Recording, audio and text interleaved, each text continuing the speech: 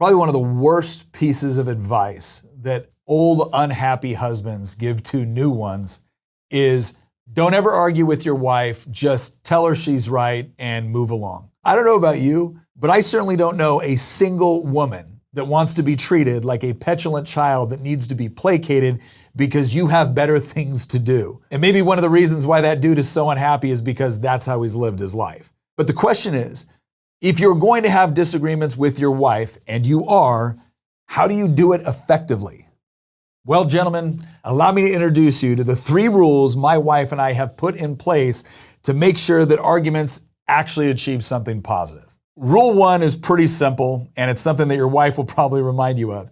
You need to remember that you are talking to the person you love the most in the world. If you're talking to someone and they roll their eyes at you, you're probably going to reach across the table and slap them. So just understand you need to gauge that when you're talking to her. Now, the people that you love can really do the most damage.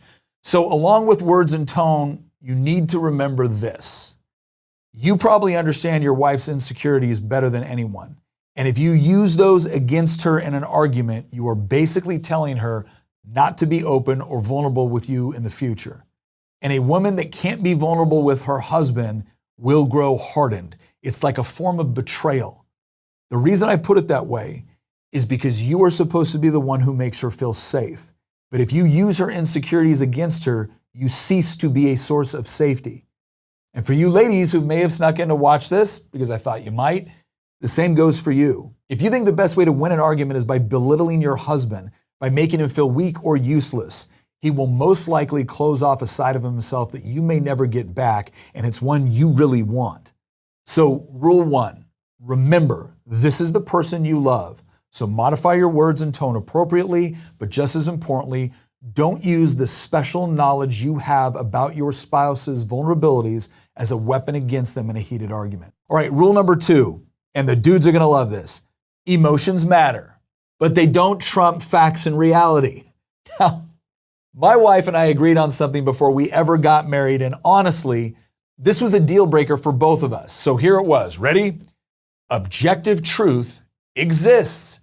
This also means that you need to listen with the intent to understand what the other person is saying, not just for the purpose of responding. Because you can't truly understand the argument and the perspective behind it if you're too busy interrupting. And I know this is true because I struggle with it. And this is something that I've had to work on in my own marriage. Let me give you an example. I remember one time where my wife and I had been discussing a topic for like days, and we could not seem to agree on a course of action. Then we're like driving to the store one morning, and she made an argument that addressed all of my concerns. And I remember just telling her at that moment, I said, okay, that makes sense. We'll do it that way.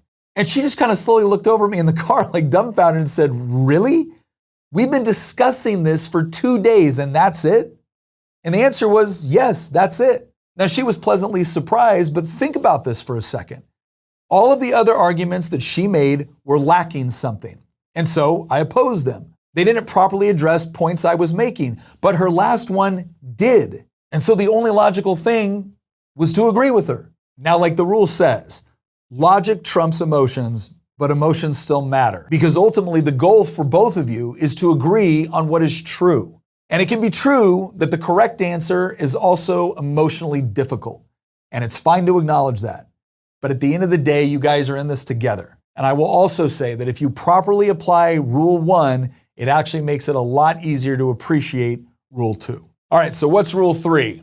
Well, guys, finally, and this is the secret sauce to winning the argument with your wife every time. You got to remember that winning an argument with your wife only really makes sense if both of you win. Now, by that, I do not mean just go ahead and placate your wife or compromise in ways that don't make any sense. If your position is the correct one, then you stand by it. And you do the difficult work of explaining it because, quite frankly, you owe that to her. If she is correct, then you have to do the difficult work of admitting you may have been wrong. But what you should really ask yourself is, why are you arguing in the first place? Like, why does the argument matter? Because obviously there's a ton of little things throughout your life that you may disagree on that are really of no importance.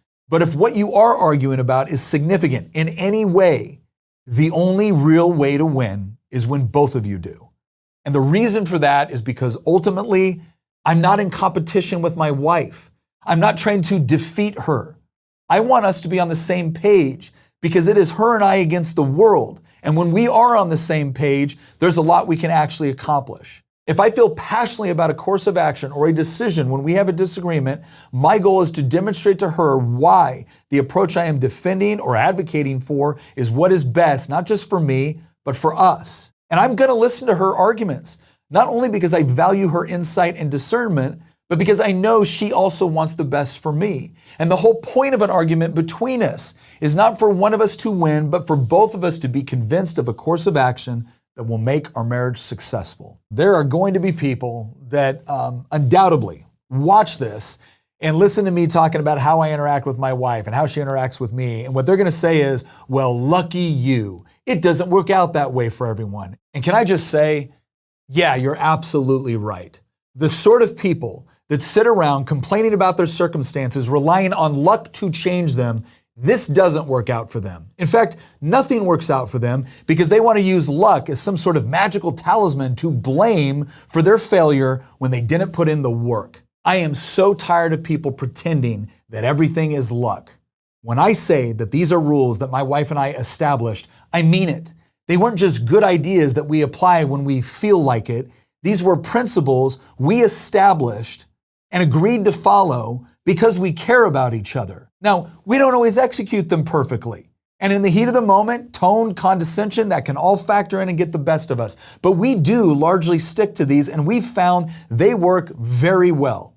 And if you're serious about either setting up your future marriage for success or even your current one, then don't act as if it's all dependent upon luck, because I guarantee you it's not. It's about dedication, even when you don't feel like it. And I can tell you this much, when you do learn how to effectively communicate with your wife, it is like unlocking a cheat code that will impact every aspect of your marriage. And yes, guys, I do mean every aspect of your marriage, because there is something incredibly empowering for both of you when you realize that you can take on anything the world throws at you alongside the woman you love because you truly are on the same side.